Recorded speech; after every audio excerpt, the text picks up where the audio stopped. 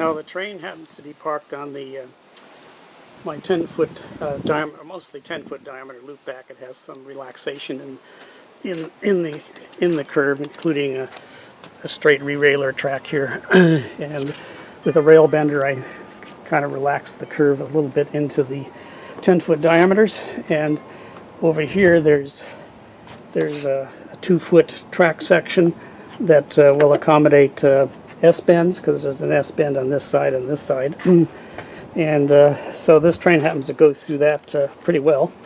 But in the case of the USA trains, heavyweight cars here, it can be seen that the diaphragms almost touch, and this is with the CamPac boxes mounted like the factory has, where the mouth of the coupler is a little bit beyond or almost even with the vertical line of the diaphragm end here.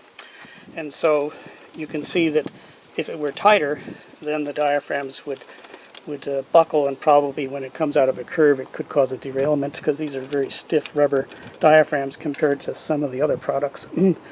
And but I have a provision so that by merely taking the metal bracket, these mount in the metal bracket that is used to mount the factory coupler. And so the metal bracket, you take the metal bracket out, and then you remove the factory coupler box from the metal bracket, and then the CamPac box mounts within the metal bracket on the inside of it, not on the outside.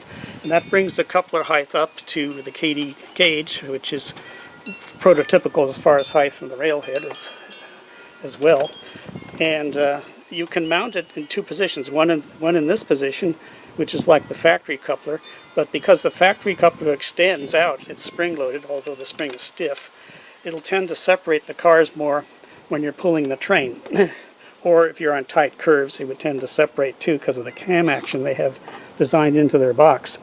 But with the CamPac box, it doesn't pull out, so the spacing between the cars doesn't change during train operation.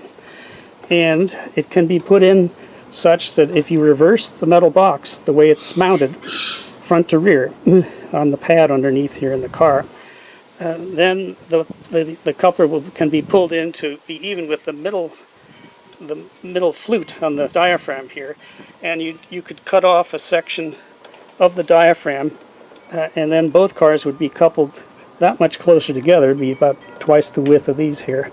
So, and they still wouldn't touch here. So that's an option to do for people who would like to get a little more realism.